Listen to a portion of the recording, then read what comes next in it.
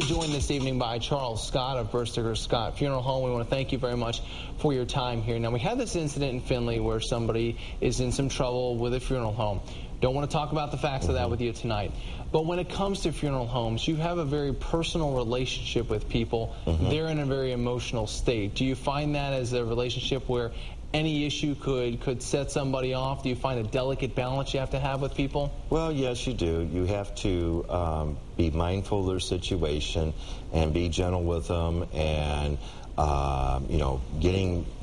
knowing their feelings. I mean, you can't substitute their feelings, but you can't just go in and just be an order taker. You have to be there, compassionate, and being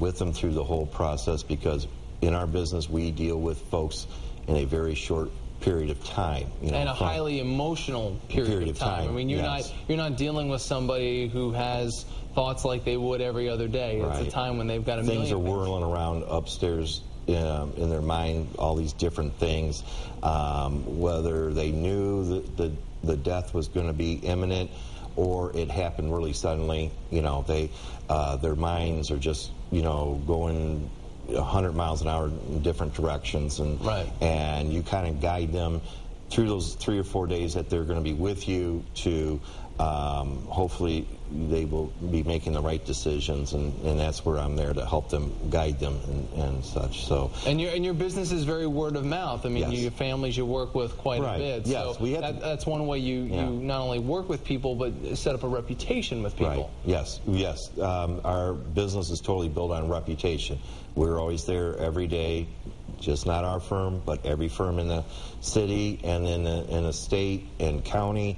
We're always out there to put our best foot forward, because that's how we get repeat business. So when people are looking at funeral homes, and whether they hear of trouble at other funeral homes, and then they're looking at what direction do I go and where do I go, there's not this big comprehensive list of people. It's you talk to a friend, you talk to your aunt, you talk to your mother. That's been like that for tradition, eons.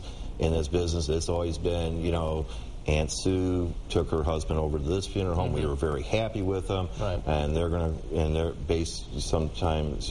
Families will go on a recommendation, more than likely on a recommendation of previous experience with other family members, that they will go back to that same funeral home, and so they just that's how we pretty much rely on our goodwill towards families and stuff. And then you could go to the BBB and look for some listings. Well, you can go to the BBB, yeah. I mean, a majority of the funeral homes in the area belong to the Better Business Bureau, Chamber of Commerce.